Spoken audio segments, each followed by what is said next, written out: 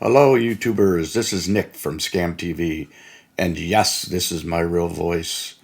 Due to popular demand, I will be minimizing the uses of robot voices on our channel. Hopefully my real voice is better than my robot friends. Anyways, I wanted to pass along a great news clip I found about a reformed Nigerian romance scammer who is now speaking out.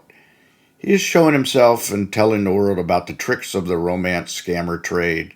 He has done several news shows on his Reformed Scammer Tour.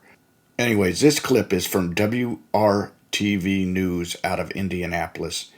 Interesting to hear how a former scammer finds and fools his victims. He also shows a Nigerian romance scammer guidebook he used during his scam days. A guidebook which apparently is still in use.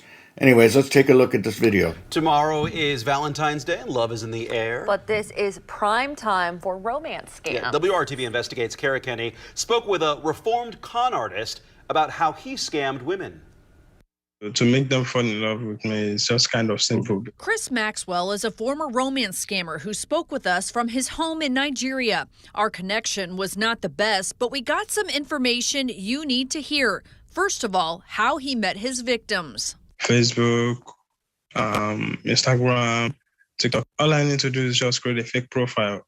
I text them, they respond to me. Maxwell says he talked to American women for hours on the phone. I take my time to talk to them, and it makes it easy for them to fall in love with me. He used this Nigerian manual on how to lure women in. It's a format. It's a step-by-step instruction on how you can start a conversation with someone you're meeting online for the first time. The manual encourages scammers to go after women over 40. They are working, hence they have the money you need. It also encourages scammers to make the conversation all about her. Con artists are told, research your target, including hobbies and pets. The manual also includes this list of 60 compliments you can use, like, you light up my life like nobody else, and you look beautiful even when you don't try.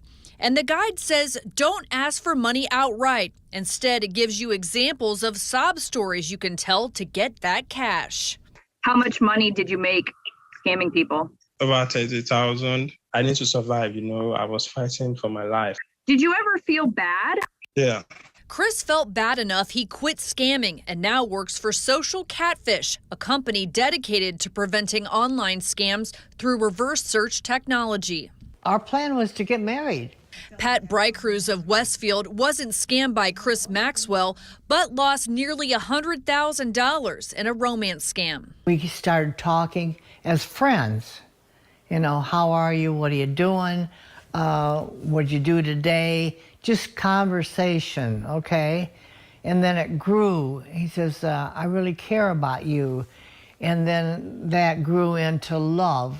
Romance scams are big business for criminals. Nationwide, they cost Americans nearly $1 billion in 2021. Because it is very common nowadays, people meet each other online, but the difference is they actually meet in person or talk to you face-to-face virtually. So if you get a situation where the person doesn't even want to get on the phone with you, or they come up with an excuse left and right, or they can't video chat with you, that's going to be a huge red flag. We shared the Nigerian manual with Jennifer Adamani at the Better Business Bureau. What does that say to you? So we're people, and in human nature, you want acceptance and you want love. If your match asks you for money, that's also a red flag. They build you up, make you feel loved and wonderful, and then they say, woe is me, can you help me out with some money? And it's by the book, apparently, and there's a manual for that. If you're meeting someone for the first time online, you have to take some precautions, so you won't be scammed. Chris Maxwell came clean with one of his victims and is now sharing tactics to help others avoid getting duped. Just remember, anyone can create a fake profile on social media to make you fall in love. Working for you, Kara Kenny, WRTV.